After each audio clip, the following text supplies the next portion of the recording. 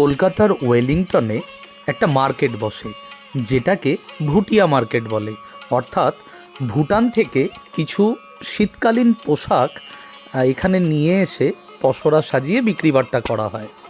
তাই আমাদের পরিবারের কিছু সদস্য সেখানে পৌঁছে গেছেন এইসব কেনাকাটি করার জন্য। আমি অবশ্য ছিলাম না, আমাকে ছাড়াই আমার পরিবারের সদস্যরা চুটিয়ে মার্কেটিং করেছে আর খুব মজা করেছে।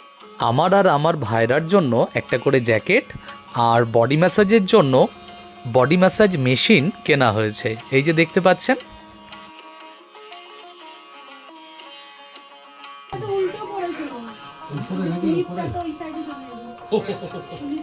রাত্রে ওরা ফিরে আসার পরে আমিও চলে এলাম ডিউটি থেকে, আর সবাই মিলে একসাথে একটু সময় কাটালাম। আজকে অ্যানিভার্সারি গিফট হলো এই যে জ্যাকেট। ছোট বোন দিদিকে খুব যত্ন করে ম্যাসাজ করে দিচ্ছে।